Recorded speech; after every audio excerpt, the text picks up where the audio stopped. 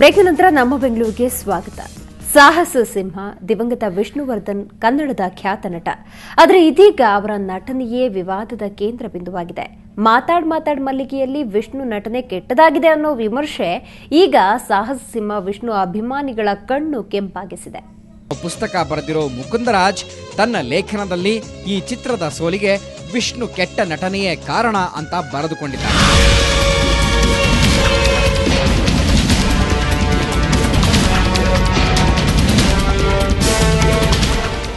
ಇದು ವಿಷ್ಣು ಅಭಿಮಾನಿಗಳನ್ನ ಕೆರಳಿಸಿದೆ. ಲೇಖನದ ವಿಮರ್ಶೆ ಹಿಂದೆ ಏನೋ ಇದೆ, ಯಾರೊಂದು ಕೈವಾಡವಿದೆ ಅನ್ನೋ ಅನುಮಾನ ವ್ಯಕ್ತಪಡಿಸಿದ್ದಾರೆ.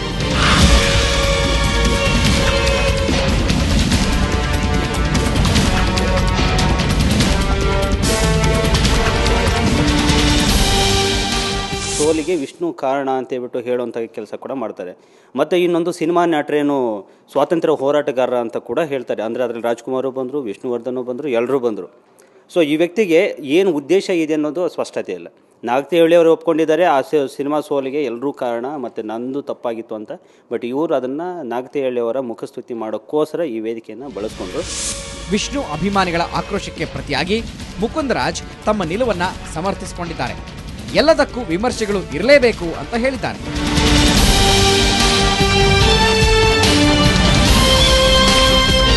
ಇನ್ನು ನಾವು ಗಂಭೀರವಾಗಿ ವಿಮರ್ಶೆ ಮಾಡಬೇಕಾಗತ್ತೆ. ಆಮೇಲೆ ವಿಮರ್ಶೆಗೆ ಎಲ್ಲರೂ ಒಳಗಾಗಬೇಕು. ವಿಮರ್ಶೆಯನ್ನು ಯಾರು ಮೀರಿದವರಲ್ಲ. ನನ್ನನ್ನು ಬೇರೆಯವರು ವಿಮರ್ಶೆ ಮಾಡಬೇಕು, ಇನ್ನೊಬ್ಬ ರಾಜಕಾರಣಿಯನ್ನು ಮಾಡಬೇಕು, ದೇಶದ ಪ್ರಧಾನಮಂತ್ರಿಯನ್ನು ಮಾಡಬೇಕು, ಸಿನಿಮಾ ನಟನನ್ನು ಮಾಡಬೇಕು, ಸಿನಿಮಾ ಸ್ಕ್ರಿಪ್ಟ್ ರೈಟರ್ನು ನಿರ್ದೇಶಕನನ್ನು ವಿಮರ್ಶೆಗೆ ಒಳಪಡಿಸ್ಬೇಕು. ನಾವು ಆ ವಿಮರ್ಶೆನೇ ಇಲ್ಲ ಅಂತಂದುಬಿಟ್ರೆ ನಿಮಗೆ ಎಲ್ಲ ಕುರುಡಾಗಿ ಒಪ್ಕೊಳ್ತಾ ಹೋಗ್ಬಿಡ್ತೀವಿ. ಇನ್ನೊಂದು ಕಡೆ ಸುವರ್ಣ ನ್ಯೂಸ್ ಚರ್ಚೆಯಲ್ಲಿ ಭಾಗವಹಿಸಿ ಹೊರಹೋಗುವ ವೇಳೆ ಮುಕುಂದರಾಜ್ ಮೇಲೆ ವಿಷ್ಣು ಅಭಿಮಾನಿಗಳು ಹಲ್ಲೆ ಯತ್ನ ನಡೆಸಿದರು.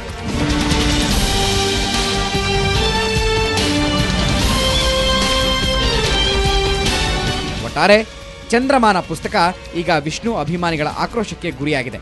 ಆದರೆ ಪುಸ್ತಕದ ಲೇಖಕರು ಮಾತ್ರ ತಮ್ಮ ನಿಲುವೇ ಸರಿ ಅಂತ ವಾದಿಸ್ತಾ ಇರೋದು ಚರ್ಚೆಗೆ ಗ್ರಾಸವಾಗಿದೆ.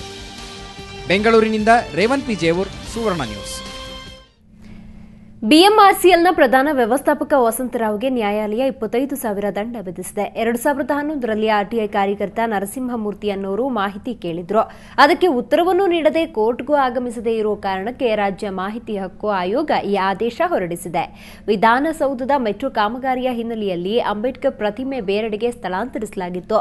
ಈ ಸಂಬಂಧ ದೂರು ದಾಖಲಾಗಿ 2 ಬಾರಿ ಶೋಕಾಸ್ ನೋಟಿಸ್ ಜಾರಿಯಾದರೂ ಆಗಮಿಸಿರಲಿಲ್ಲ. ಹೀಗಾಗಿ ಕೋರ್ಟ್ ವಸಂತರಾವ್ಗೆ ದಂಡ ಹಾಕಿದ್ದು, ದಂಡದ ಹಣವನ್ನು ಅಕ್ಟೋಬರ್ನಿಂದ 5 ತಿಂಗಳು 5,000ದಂತೆ ವಸಂತರಾವ್ ವೇತನದಿಂದ ಕಟ್ ಮಾಡುವಂತೆ ಆಯೋಗ ಸೂಚಿಸಿದೆ.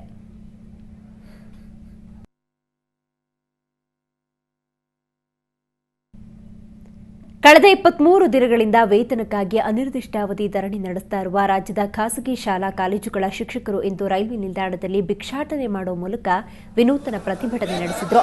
ಸೆಪ್ಟೆಂಬರ್ 2ರಿಂದ ರಾಜ್ಯ ವಿವಿಧ ಜಿಲ್ಲೆಗಳ 274 ಖಾಸಗಿ ಶಾಲಾ ಕಾಲೇಜುಗಳ ಶಿಕ್ಷಕರು ನಗರದ ಫ್ರೀಡಂ ಪಾರ್ಕ್ನಲ್ಲಿ ಧರಣಿ ನಡೆಸುತ್ತಿದ್ದರು.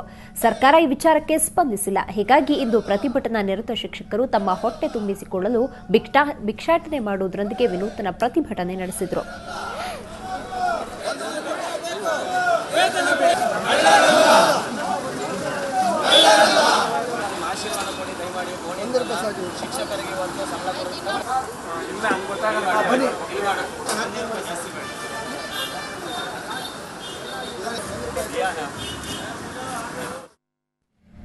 ಕೆಎಸ್ಆರ್ಟಿಸಿ ತನ್ನ ಕೆಳದರ್ಜೆ ನೌಕರರ ಮೇಲೆ ದಬ್ಬಾಳಿಕೆ ಮಾಡುತ್ತಿದೆ ಹೀಗಂತ ಆರೋಪಿಸಿದ್ದು KSRTC BMTC United Employees union.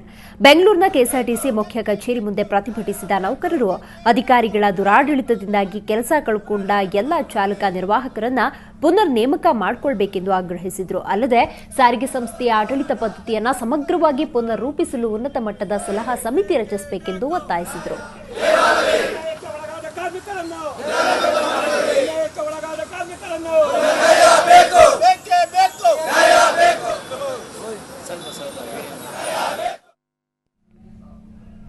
Radio city CEO Apurva Purohit ಬರೆದಿರೋ lady you are not a man ಎಂಬ ಪುಸ್ತಕ ಲೋಕಾರ್ಪಣೆಯಾಯಿತು. ಜೆಪಿ ನಗರದಲ್ಲಿ ನಡೆದ ಪುಸ್ತಕ ಬಿಡುಗಡೆ ಸಮಾರಂಭದಲ್ಲಿ ನಟಿ ಪ್ರಿಯಾಂಕಾ ಉಪೇಂದ್ರ, ಸುಧಾ ಬರ್ಗೂರು ಸೇರಿದಂತೆ ಇತರರು ಭಾಗವಹಿಸಿದ್ರು. ಮಹಿಳೆಯರು ಕೆಲಸದ ಒತ್ತಡದ ನಡುವೆಯೂ ಸಂಸಾರದ ಜವಾಬ್ದಾರಿಯನ್ನ ಹೇಗೆ ನಿಭಾಯಿಸುತ್ತಾರೆ ಅನ್ನೋ ಕಥಾವಸ್ತುವನ್ನ ಇಟ್ಕೊಂಡು ಪುಸ್ತಕ ರಚಿಸಲಾಗಿದೆ.